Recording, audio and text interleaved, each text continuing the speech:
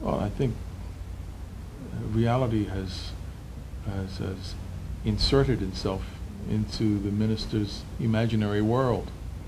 You know, you just can't wish problems away in this life. That's what's happened. Revenues are weak because the economy is weak, so there's a partial realization of what the reality is.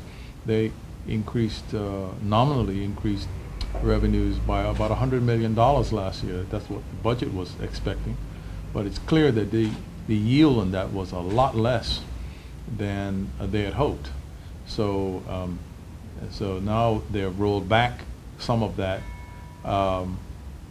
increase, and so that accounts for some of it.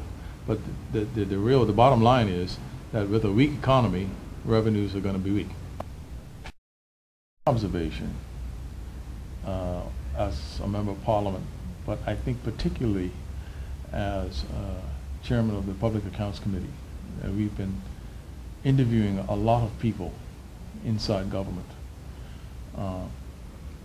It's my opinion that under the current regime, that kind of cost cutting is pretty much impossible. There's not a culture of fiscal control inside this government. And it goes from the politicians right through the civil service. The practice has always been that, you know, we have got these services we're going to provide, and if we run out of money, we can just spend the extra money to do it. Now, how do you change that mindset overnight? I don't know, but I can tell you one thing, that I have seen nothing in this statement, this budget statement, that leads me to believe that there is going to be a change in culture of spending within the Bermuda government. So I don't expect these this cost cutting to really come into effect. Remember, this minister has already promised on 2 occasions that she will cut the cost of government by 10%. She's promised that twice. And each time, not only did she not cut the cost ballooned way over the budget. So I am very skeptical that this 15% cost cutting that has been promised and budgeted for here will come to pass.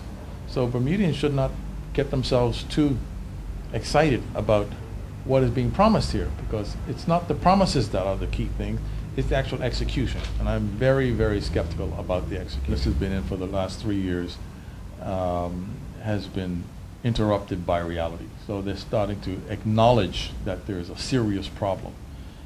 Unfortunately, there are no real solutions to the problem, to the main problems of the island in this budget statement. The other thing is that we're looking at another current account deficit, which is going to feed into the public debt, which is a big problem already. So I expect to say a lot more on that going forward, but the real result here is that where we are in terms of the economy in this island and in terms of government finances is a consequence of neglect for the last 3 or 4 years, or quite frankly, for the last 6 years. Because where we are today is a result of overheating that took place from about 2005 to about 2008, perhaps 2009. That overheating, overbuilding, overspending, overemployment has now come crashing down on Bermuda. And that situation could have been avoided, particularly if they were listening to what we were saying in the opposition, probably since 2006. So people have to understand that where we are in terms of the economy didn't have to happen. It didn't have to happen. The Premier wants to blame all of our problems on the global recession. This is just not true. It's how you handle the global recession that counts, and they have handled it very poorly. So it is how. So it is your view then, as you That there is a will to do that. I think what we've heard today is just talk. The thing about governments all over the world is that they're kind of like super tankers. They get going in a particular direction. You can turn that wheel all you like. It takes a long time for it to turn, and it takes a lot of effort and a lot of determination. And I don't detect any of that here. There's this culture of a laissez-faire culture in this government that goes back years, and the tone has been set by cabinet that they've just been free spending. For them to just change this overnight is very, very difficult. And so I'm very skeptical that these cuts will be made, and I expect we'll be sitting here again here next year with more deficits and more debt. Did you see any bright spots in this? Other than the fact that, you know, she's, I guess, admitted that she made a mistake last year with the tax increases and is taking some of that back. There's nothing much else that's specific. So it's hard to really comment on specifics here with this budget, because there's a lot of sort of philosophical talk, not much real fact. So I was disappointed in that.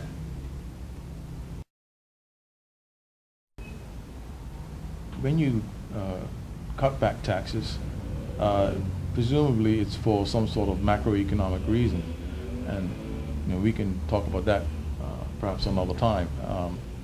I don't think it's going to have a tremendous effect on the economy, but what it does have an immediate effect on is the amount of money that government has to spend, and it's going to make it a lot more difficult for her to even to meet these projections that we have here. One thing I would like to say about the 150 million that's supposed to be cut, a lot of it's going to be in capital projects. Now, I've been saying this for several weeks now, that you know, this cut in spending has to come out of current spending, not capital spending. It's like you know, you say that you're going to buy a car. You don't have a car now, but you're going to buy one, and the car is going to be $50,000, and you decide that, you know, you're going to only spend $30,000 on a car, and somehow you saved $20,000. You haven't saved $20,000. You've spent $30,000, and that's what we have here with capital projects. When you start cutting capital projects and start touting them as savings, they're really not savings. They're lower spending. They're not savings. Savings can only come out of current account. And she said she's going to do some of that. That remains to be seen. Well, she's got revenue, estimated revenue of 940 million, and expenditure before interest and all that of 900. I am hopeful that the revenue figure holds up. I'm hopeful that that revenue figure holds up. One of the things that we're going to address when we get a chance to speak is how do we increase that top line without raising taxes. I think that's a key thing, and it's something that's been really, I wouldn't even say glossed over in this speech. It hasn't even been addressed. How do you increase this top line without raising taxes? The way you increase this top line without raising taxes is to get the economy back on track. That's the only way we can get out of this. We have to get more foreign exchange in Bermuda. It's something that Bermudians need to understand, and I am going to try in my budget speech to help people understand what makes this thing called the Bermuda economy tick, what makes it grow, and how do we do that. That is what I would have liked to have seen in a finance minister and a premier and finance ministers budget statement, a vision of how we go forward, as opposed to what we have here, which are quite a few platitudes and nice sounding statements. But there's no vision of how we go forward, how we get out of this quagmire. There's nothing of that. And that's what I'm going to attempt to do on Friday.